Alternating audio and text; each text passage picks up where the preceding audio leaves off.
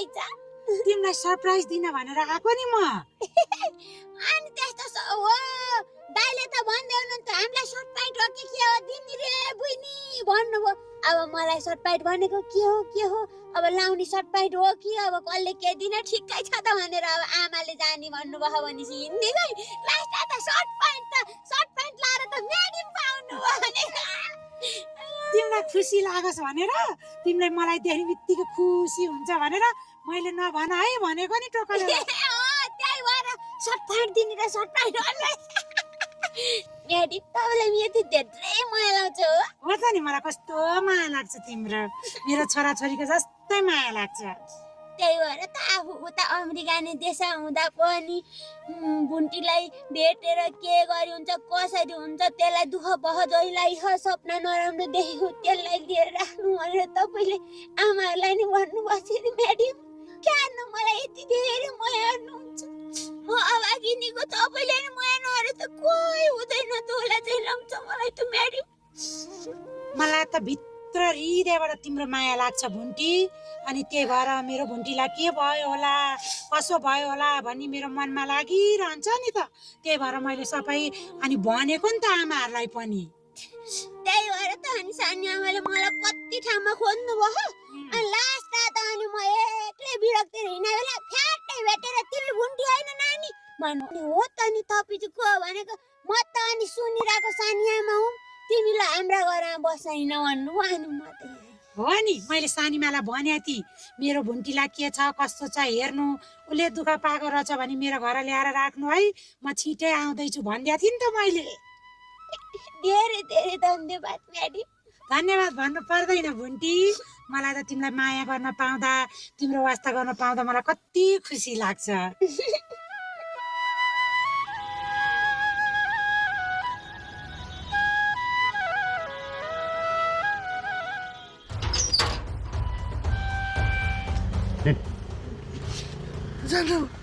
हिँड भने चुप्प लागेर हिँड भने चुप्प लागेर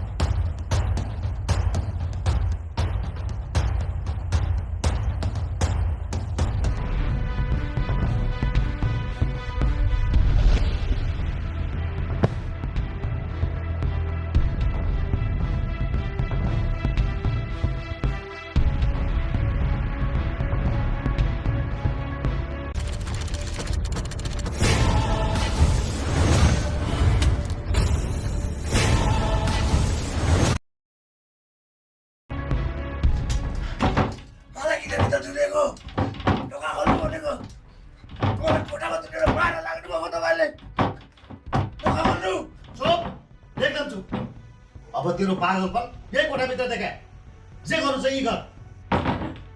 मैले भनिदिएको छु यसलाई ढोकाबाट बाहिर निकाल्ने होइन नि। भुवन के भयो तिमीलाई? पहिले पहिले त मैले भूपेन्द्र बाबुलाई यसो केही भन्यो भने तिम्रो उल्टो चित्त दुख्थ्यो त अहिले आफै किन यस्तो व्यवहार गरिरहेछ के भयो तिमीलाई?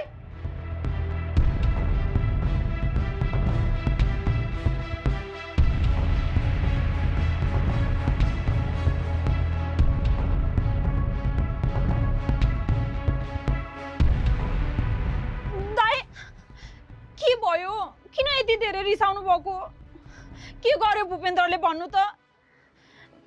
पक्कै पनि मैले दिन रात यसरी भूपेन्द्रको केयर गर्दा गर्दै पनि ऊ भुन्टीसँग भेट्न गएको कुराले तपाईलाई चित्त दुखेको हुन सक्छ। तर चित्त नदुखाउनु दाइ, मैले भूपेन्द्रलाई माफ गरिदिसके। एकचोटिलाई म उसलाई केही पनि भन्दिन, तर यो सब गर्दा गर्दै पनि उसले फेरि पनि मलाई नै इग्नोर गरेर त्यही भुन्टीको पछि लाग्छ भने अर्कोचोटि देखबाट म उसलाई माफ गर्दिन दाइ। तिमीले माफ गरे गर, नगरे नगर, केही मतलब छैन मलाई। तर एउटा कुरा चाहिँ कान खोलेर सुन, यसको नियत ठिक छैन। यो सुध्रिने खालको मान्छे होइन, यसलाई जति सम्झाए पनि नलाग्दो रहेछ। त्यही भएर हामी तिम्रो जिम्मा लिन सक्दैनौँ। भूपेन्द्रसँग बिहे गरिसकेपछि भूपेन्द्र जोसुकै केटीसँग हिँडोस्, जेसुकै गरोस्, सहन सक्छु भन्ने हिम्मत राख्छौ भने, त्यही प्रकारको माया गर्छौ भने मात्र भूपेन्द्रको पछि लाग, नत्र यसको पछि नलाग्दा पनि हुन्छ। अहिले त यस्तो व्यवहार गर्छ, भोलि पर्सि ठिक भएपछि भुन्टेलाई गरेको जस्तै व्यवहार तिमीलाई गर्दैन भन्ने के ग्यारेन्टी छ भन त? भोलि पर्सि भूपेन्द्रको बानी यस्तो रहेछ, तपाईँहरूले भन्नु भएन, म फसी भनेर चाहिँ भन्न पाउँदिनँ नि फेरि। हुन त आफैले भुन्टी र भूपेन्द्रको सम्बन्ध बिगारेर भूपेन्द्रसँग नाताका सिक्यो हो क्यारे। जे जस्तै परिआयो भने सहन सक्छु भन्ने हिम्मत त होला नि। बुद्धि त 2 पैसाकै छैन जस्तो छ। बुद्धि भइदिएको भए अर्काको घर बिगारेर यसरी को बस्न सक्छ भन त?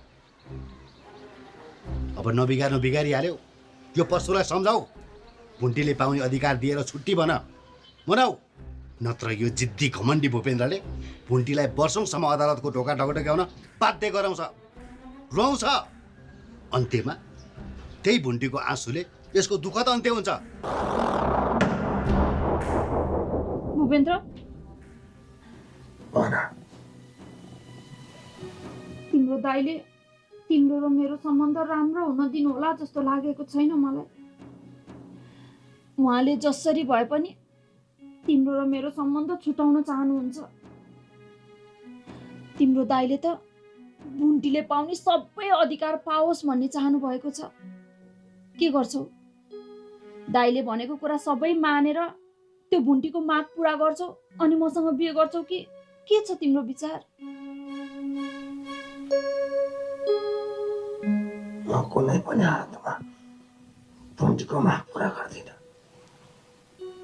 यिनीहरू सबैजना मिलेर मलाई बर्बाद पारेर बसिरहेका छन्, मलाई सडकमा ल्याउन खोजिरहेका छन्। यिनीहरूले जे भन्यो त्यही मानेर म आफूलाई बर्बाद पार्न चाहन्छु। म चाँडोभन्दा चाँडो निको हुन चाहन्छु। म पहिलाको जस्तै हिँड्न सक्ने, बोल्न सक्ने भयो भने मलाई कसैले छुट्न सक्दैन। म आफ्नो लागि आफूले जे पनि गर्न सक्छु। त्यसैले मलाई चाँडोभन्दा चाँडो निको बनाउने कोसिस गर न जेरी। मलाई समयमा खुवाऊ, एक्सर्साइज गराऊ, चाँडोभन्दा चाँडो निको बनाऊ, ताकि त्यो भुन्टीले माथि लगाएको मुद्दा जितेर त्यसलाई हराएर मैले त्यसलाई केही पनि सम्पत्ति नदिकन डिभोर्स दिन सकौँ। भूपेन्द्र, यो सब कुरा सम्भव होला त? हुन्छ, सम्भव छ, त्यो हामीले गराउनु पर्छ।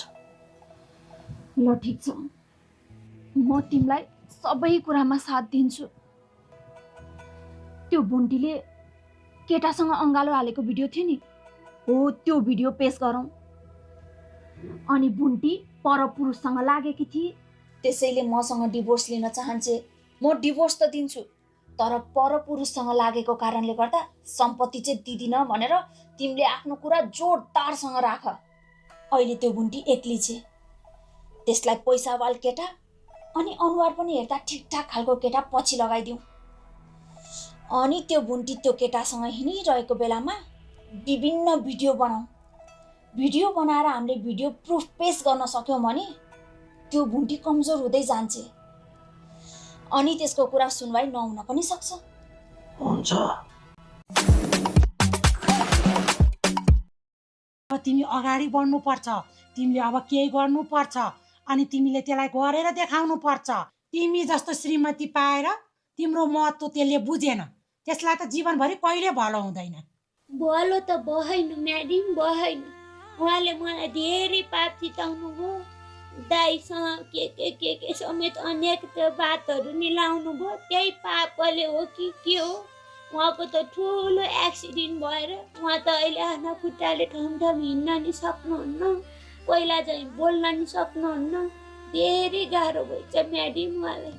तर क्या जति नै गाह्रो भए पनि खै उहाँको चेत कहिले खुलेन, पुरै बुझ्नुहुन्न। के हो म्याडम, मलाई जति रोइ पनि मलाई जे जस्तो गरे पनि उहाँलाई चाहिँ कहिले नि नराम्रो नहोस्, सधैँ सुख होस् चाहिँ लाउँछ। तिमीलाई लागेर के गर्नु?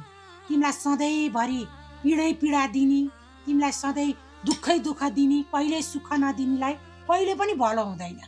अब त्यसलाई तिमीले चाँडोभन्दा चाँडो डिभोर्स देऊ। तिम्रो अब नयाँ जीवन सुरु गर्नुपर्छ। तिमीलाई पहिलेदेखि नै पढ्ने ठुलो रहर थियो, अब तिमी पढाइमा ध्यान देऊ। इच्छा त थियो तर इच्छा मारिसकि म्याडम। भुन्टी, इच्छालाई मार्ने होइन, इच्छालाई जगाएर शिक्षाको क्षेत्रमा लागेर केही गरेर तिमीले देखाउनु पर्छ। तिमी यो समाजको उदाहरणीय महिला बन्नुपर्छ। तिमीले केही गरेर देखाउनु पर्छ। तिमीलाई म साथ दिन्छु। मुइनी सुन्यौ, यति धेरै साथ दिने मान्छे पाकिछौ तिमीले। जिन्दगीमा यसरी हरेक पाइलामा साथ दिने, हौसला दिने मान्छे पाउनलाई कम्ता गाह्रो हुन्छ। म्याडम जस्तो मान्छे हाम्रो जिन्दगीमा आउनु शान्तिनो कुरा हो।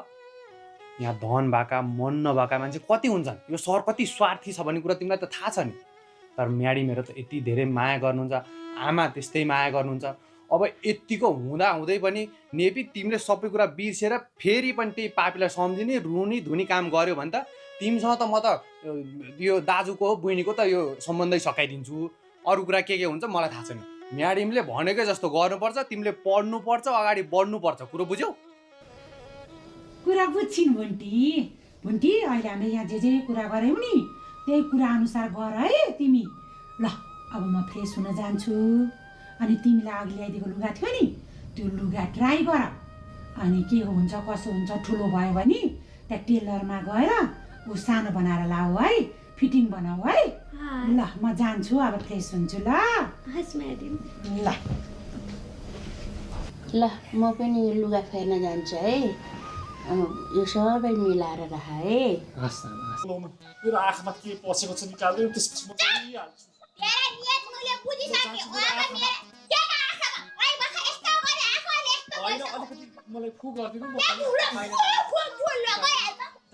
किन नगराउनु अब पस्तालाई? तेरा नियत के भयो? यहाँ हेर्नु न त, यो मुन्छेले बोलायो मुठी यी पानी हालेछ गमला आछेर अब घर आको मुन्छे आउनु होला भन्दा आको त है। यसले त यहाँ बत्तीको बिल लिएर आको भन्दा आएर मलाई आँखा लाएर एक काट खाइसको र पनि जाँदैन भनेको। बत्तीको बिल लिएर आउने अनि मेरी बुइनीमाथि आँखा लाउने? हाता बत्तीको बिल मेरी बुइनीमाथि तेरो बिल? तैँले गर्न खोजेको के हो? तैँले गर्न खोजेको के? बत्तीको बिल लिएर आउने मान्छे त बिल यहाँ थसक्क राखेर टुइ जान्छन्। म त यहाँ बुइलाई बोलाइ आँखा लाउने? तैँले के गर्न खोजेको हो? तेरो मुख फुटाइदिउ म? नाइ तपाईँको बहिनीले मेरो गाला फुटाइदिइसक्यो। तपाईँले मुख फुटाइदिनु भयो भने मेरो के नै बाँकी रहन्छ।